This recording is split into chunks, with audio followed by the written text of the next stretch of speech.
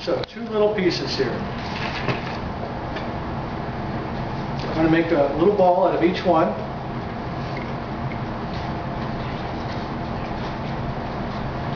And then I'm going to make a dog bone out of each one as well. I'm going to take my finger and just roll it. And I'm going to make a little dog bone. Now one side of the dog bone is going to be a little thicker than the other.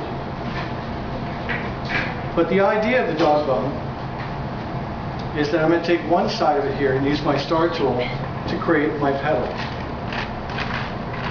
The other side is the long throat at the base of the flower.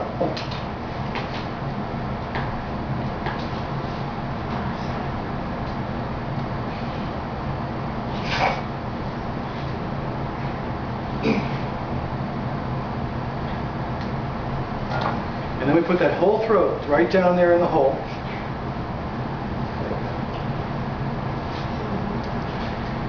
For those of you guys on Skycam, you can see it's already looking pretty good, but it hasn't even been flattened out yet. Underneath is the throat. It's down inside the cell pad. And I'm just going to go ahead and gently tack these petals down a little bit. Just trying to spread them a little bit at a time. I'm working my way around the circle here to get all these petals to be about the same size and about the same thickness, to give them as much of a lifelike appearance as possible.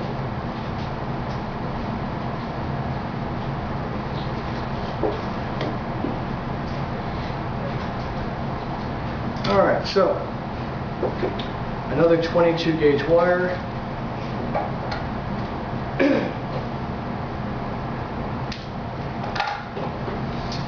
Again, I'm making a little hook.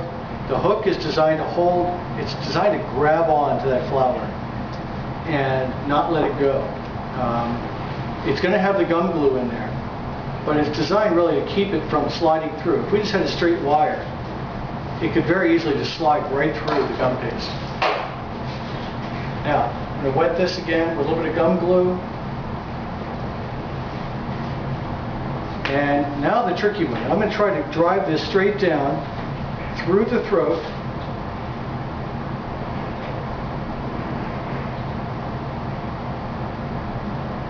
And I'm going to pull it down a little bit below the surface. Oh, wow. I don't know if you see that, but it's coming out off center. That's not good. So I'm going to go ahead and try that again. All I have to do is pull the wire out. Where am I?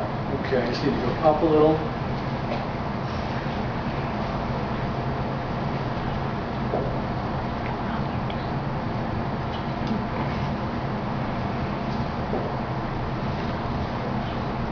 Almost like nailing a string pieces of wood together. You don't always inevitably miss that second piece. Yeah, that can happen. You look inside the box and you missed. There we go. That's coming out much better now. It's coming out the center pretty much. And my petals got slightly misshapen in that process. But the throat will hang on to this wire a little bit better. If you really need to redo your petals, if you feel like you really have to do something about that, you can always gently drop it down here, take your ball tool, and get the others to match as much as you can.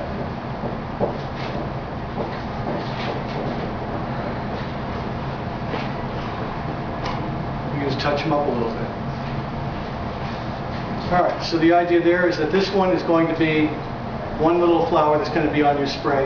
Now, this particular flower, when we go to embellish the color, we leave it white, but I'm going to take a little yellow dust powder after this is fully dried, and I'm going to dust the throat here and make it a little bit yellow, like some pollen that's fallen on the inside.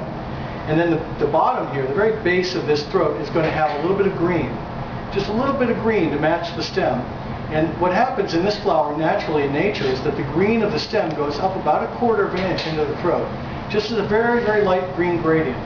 So that's the kind of what I'm already planning when it comes to color and where I'm going with this. But first, it's got to dry. So I'm going to set this over here to dry. And as it has a chance to dry, the gum glue will have a chance to melt some of the sugar and then fuse it to that wire. In case you want to see it again here, again, dog bone. Again, making one side a little thicker than the other. So one side's going to be the flower, the other side's going to be the throat. And the thicker side, we take our 5-petal star tool, give us a guide for cutting the petals. These all go pretty quick, but at the same time, what I want you to do today is think about quality, not just quantity. When you're working, if you're not satisfied with a particular Stepanotis or something like that, well, ball it up and do it again.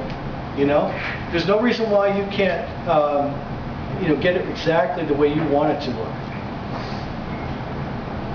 And I personally, I go for perfection. So I like to spend a little time on each of these to get them where I want them.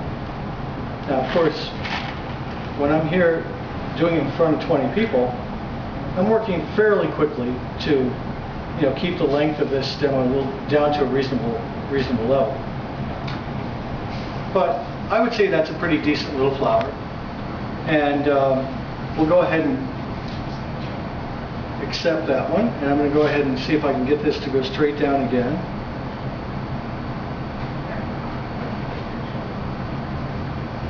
Feels like it's off again.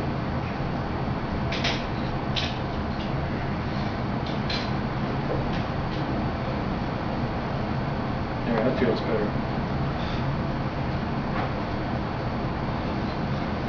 Again, I just pull it below the surface so we won't see the wire sticking up out of the throat. That one's actually a really nice little Stepanotis. And I like these because what it does is if you're making this spray, really the roses are the star of the show, right? But the roses are good by themselves, but aren't roses just by themselves kind of a little bit boring? Why not have something to dress it up a little bit? And you see this in most floral arrangements. People will add baby's breath, they'll add leaves, they'll add English ivy, all kinds of things to their floral arrangements just to make it all look a little bit more full, a little bit more interesting. And that's what we're doing as well. So by having a couple of these other flowers, it just makes things just a little bit more visually, exciting. Now, I'm no floral designer, but,